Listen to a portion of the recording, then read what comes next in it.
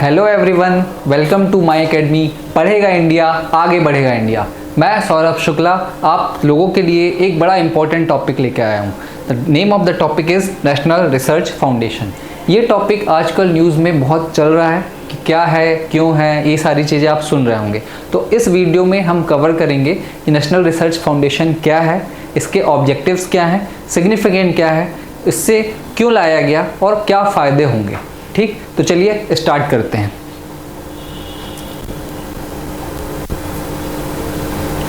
बहुत छोटा टॉपिक है, आप लोगों ने सुना होगा, समझ गए होंगे कि ठीक है ये होने वाला है, लेकिन बहुत इंपॉर्टेंट टॉपिक है। इसका रीज़न मैं आपको बताऊंगा। इसका रीज़न बहुत सिंपल है।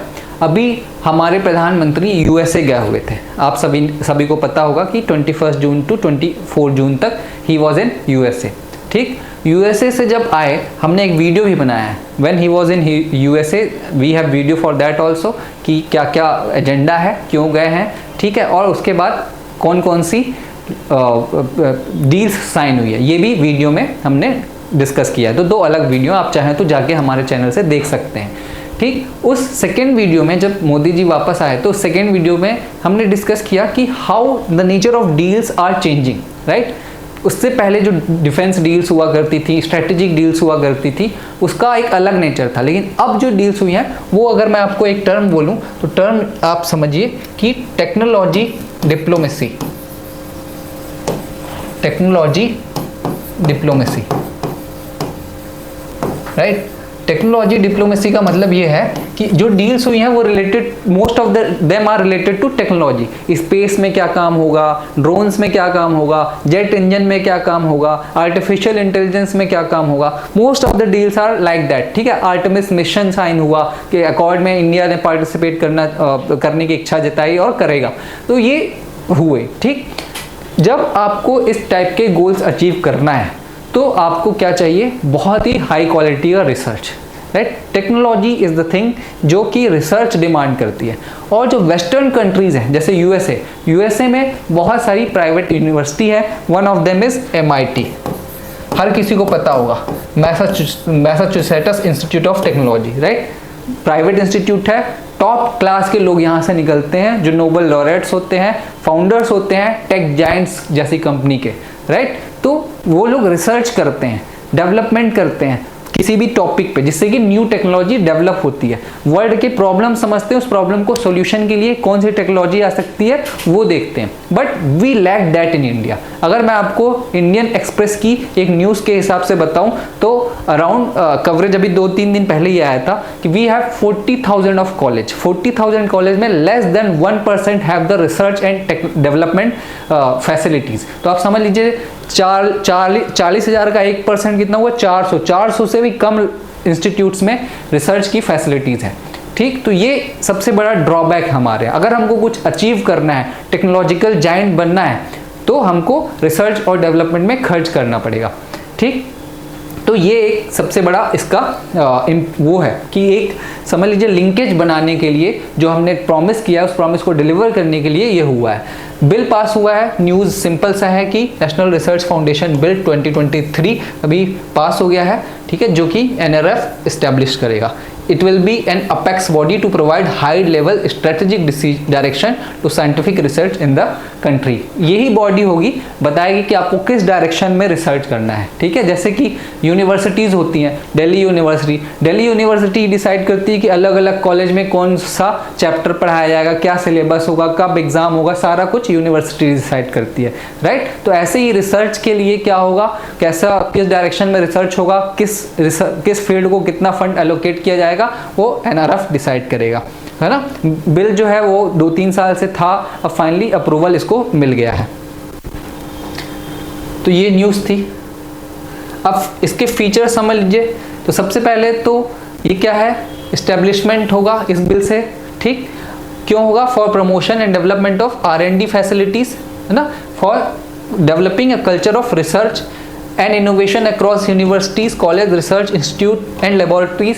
अभी देखिए क्या होता है, अभी ऐसा नहीं है रिसर्च नहीं होता, रिसर्च होता है, CSIR हो गया और भी जो हैं ऑर्गेनाइजेशन रिसर्च कराते हैं। लेकिन अभी रिसर्च का मेन मुद्दा जो होता है, जो भी रिसर्च होते हैं, मेरे कुछ फ्रेंड्स हैं वो रिसर्च कर रहे हैं, तो उनका जो कोशिश रहती है रिसर्च की वो ये होती है कि एक इनकम मिलती रहे, सोर्स ऑफ इनकम जनरेट होता रहे, वो रिसर्च करते रहेंगे, वहाँ से पैसा आता रहेगा। इट्स नॉट जनरलाइज थिंग, सबसे पहले तो मेरा डिस्क्लेमर समझ लीजिए कि जनरलाइज नहीं है, बट फिर भी एक परसेप्शन होता है, और फिर उस रिसर्च के पैसे के बेसिस पे साथ में कहीं पे यूपीएससी की या अदर एग्जाम की प्रिपरेशन कर रहे होते हैं। तो अभी मैं ये कहना चाहता हूँ कि वी डोंट हैव कल्चर, एक कल्चर नहीं है, रिसर्च को सोसाइटी में एक प्रेस्टीज नहीं मिला है कि if you are doing research तो you must be considered as a scientist, कि भाई एक साइंटिस्ट है, ठीक है, ये रिसर्च कर रहा है, इस बंदे में कुछ बात है, he is having deep knowledge on any particular topic, तो वो कल्चर डेवलप होना चाहिए, ये इसका ऑब्जेक्टिव है।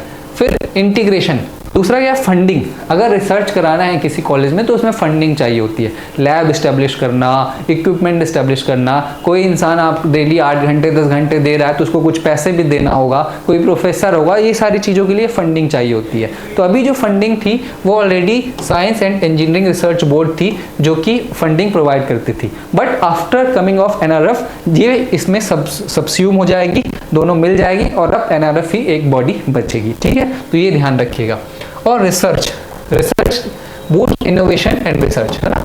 हम आपको इसके बारे में मैं बताऊं, अगर आप ध्यान से सोचेंगे आज इंडिया में कितनी बड़ी बड़ी टेक्नोलॉजिकल कंपनी प्रेजेंट है, फेसबुक, ट्विटर, ठीक है, गूगल, यूट्यूब चलो एक ही इसके ही पार्ट हो गए, लेकिन इंडिया को they consider one of the biggest market. Amazon, ये सारी कंपनियों का ओरिजिन देखेंगे, किसी का भी इंडियन ओरिजिन नहीं है। इंडिया में अगर कोई कंपनी है जैसे पेटीएम, तो वो इतनी बड़ी नहीं बन पाई है, बहुत सारी प्रॉब्लम्स होती है, ठीक, क्यों? क्योंकि हमारे पास इनोवेशन नहीं है ना, हम वो चीज़ कर नहीं पा रहे। क्यों इनोवेशन नहीं है? क्योंकि जब इन टेक्नोलॉजी का बूम स्टार्ट हो रहा था 1990s में, जब टेक्नोलॉजी इंटरनेट और वेब टेक्नोलॉजी आ रही थी, तो we were not having such kind of vision also, mission also, infrastructure also at place, तो कुछ वहाँ पे था नहीं, तो हम उस चीज़ को मिस कर गए। लेकिन दूसरी इंपॉर्टेंट बात मैं आपको बताता हूँ कि आज जितनी भी ये बड़ी बड़ी कंपनियां हैं, फेसबुक देख लीजिए, गूगल देख लीजिए, फेसबुक के तो चलो नहीं, लेकिन गूगल के, है ना, अमेजॉन के, और जो भी बड़ी कंपनी, ट्विटर में भी कुछ दिन पहले इंडियंस थे, तो इनके जो सीईओ हैं वो इंडियंस हैं। और साथ ही साथ जो सिलिकॉन वैली है यूएसए की, जो सबसे बड़ी हब मानी जाती है सॉफ्टवेयर इंडस्ट्री और आईटी इंडस्ट्री की, वहाँ पे भी इंडियंस बहुत मात्रा में काम करते हैं। उसका रीज़न क्या है कि Indians know how to use technology better. अगर आपके पास मान लीजिए जावा एक टेक्नोलॉजी है, तो उस जावा को कैसे यूज़ करना है, हमारा कॉलेज आईआईटीज़ वगैरह रहे हैं, आईआईटीज़ इतने अच्छे कॉलेज हैं कि टेक्नोलॉजी का यूज़ करना, हमारी क्रिएटिविटी, हमारा डेडिकेशन, वो हमको पता है। लेकिन if we would have present what research institutes, innovation institute, तो शायद इतनी बड़ी कंपनीज हम भी बना पाते, ठीक है। ये सारे जो अभी विदेशों में काम कर रहे हैं वो खुद मिलके एक कंपनी बना सकते थे, तो ये बहुत बड़ा एडवांटेज होता। लेकिन चलिए, अभी ये अच्छी खुशखबरी आई है तो शायद आगे ऐसा हो, ठीक है। नेक्स्ट देखते हैं व्हाट इज एनआरएफ। मैंने बताया अपेक्स बॉडी है which will give the direction towards research and innovation, कि कहाँ पे कैसे रिसर्च होना चाहिए। जब इसके जो हेड होंगे, prime minister himself will be the head of the NRF, chairman NRF के प्राइम मिनिस्टर ही होंगे। तो बहुत ही इंपॉर्टेंट इंस्टीट्यूट समझ लीजिए कि बनने जा रहा है ना। ऑब्जेक्टिव मैंने बताया, रिसर्च एंड डेवलपमेंट कराना, कल्चर बिल्ड करना, ठीक है, मतलब state of the art technology build करना, ये सारी चीज़ें होंगी। और जो सबसे इंपॉर्टेंट चीज़ जो अभी फैक्चुअल चीज़ है वो ये है कि हर साल 50,000 करोड़ रुपीस एलोकेट किए जाएंगे for the research and funding. 50,000 crore, ये चीज़ आपको ध्यान रखनी है, ठीक। ऑब्जेक्टिव हमने बार बार देखा, ठीक है, फिर भी देख लेते हैं। Research funding, prioritise research funding and executive council will decide on what areas need support, है ना।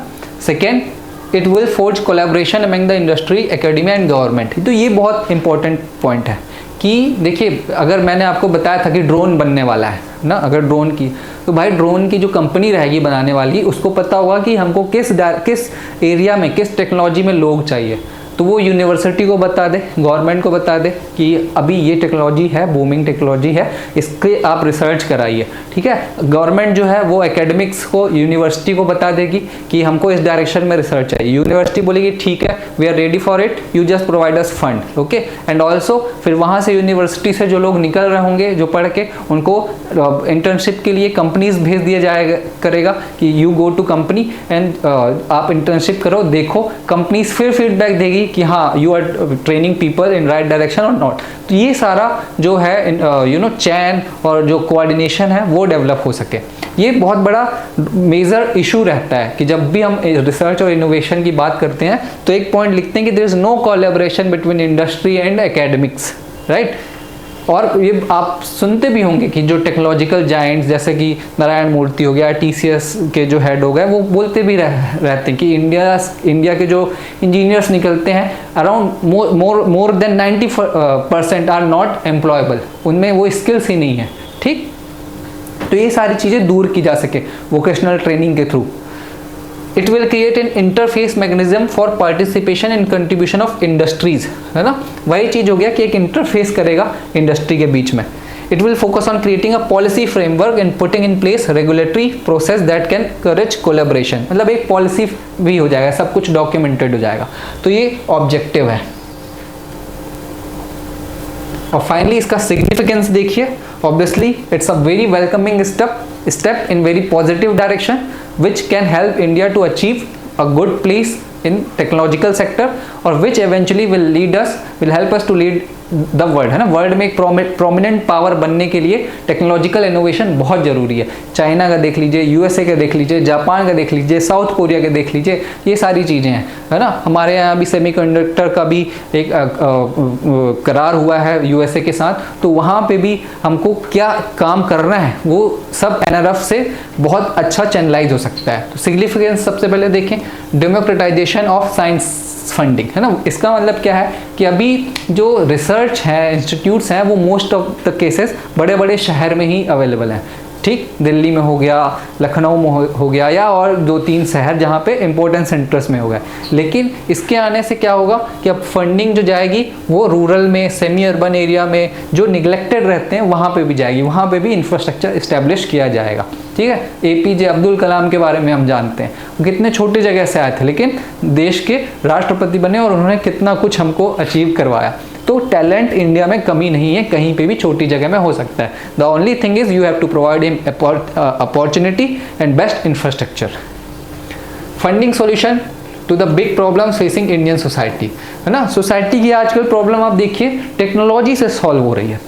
फॉर एग्जाम्पल, आपको कहीं जाना है, you don't have to need any car, आपको बस अपने ऐप में, अपने मोबाइल में कुछ ऐप चाहिए, खोला और अपने ऑब्वियसली अपने पॉकेट में मनी, 2 चीज़ें चाहिए, उसके बाद आप कहीं भी जा सकते हैं, है ना। आपको कार में भी उसमें ऑप्शन है कि ऑटो चाहिए, बाइक चाहिए, कि स्मॉल कार चाहिए कि बिग कार चाहिए, जितना पैसा बस टेक्नोलॉजी के यूज़ से आप वैसी फैसिलिटीज़ ले सकते हैं। तो सोसाइटी की एक प्रॉब्लम सॉल्व हो गई, है ना। हर किसी को कार रखने की, जैसे मैं अपनी बात करूं तो मुझे ज़्यादा कन्वीनियंट लगता है कि खुद ड्राइव करने से अच्छा किसी के साथ बैठ के चले जाऊं।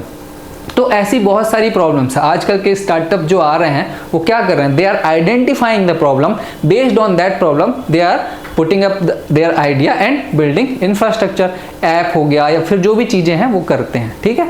तो और भी आगे जो सोसाइटी के चैलेंजेस हैं, प्रॉब्लम्स हैं, जैसे कि एक एग्जांपल मैं आपको बताऊं कि आने वाले टाइम पे इंडियाज़ में एजिंग पॉपुलेशन बढ़ने वाली है ना। अब उन लोगों के लिए क्या चैलेंजेस आएंगे, उनके लिए क्या प्रॉब्लम आएगी, उसको आइडेंटिफाई करना and then working for that, वो बड़ा इंपॉर्टेंट हो जाएगा। तो ऐसी प्रॉब्लम्स को आइडेंटिफाई करके उस पर वर्क करना। और next is provides N efficient integration management system. एक अपेक्स बॉडी होगी, प्राइम मिनिस्टर उसके हेड होंगे, फिर उसके सब हेड होंगे, तो एक एफिशिएंट मैनेजमेंट सिस्टम डेवलप किया जाएगा, ठीक है। तो होप तो अच्छा है, इनिशिएटिव अच्छा है, अब देखते हैं कि काम कितना होगा। तो इसमें भी मैं यही बोलूँगा कि only time will tell, because reality में चीज़ें होना वो अलग बात होती है, थ्योरीज में होना तो definitely we go for best and ideal cases. Okay, so with this point I would like to end this session. और आपको वीडियो अच्छा लगा हो तो कमेंट कीजिए, सब्सक्राइब कीजिए, ज़्यादा से ज़्यादा लाइक कीजिए, कोई भी डाउट हो कमेंट करके बताइए, we will try to solve it. Thank you very much, thank you once again for watching my video.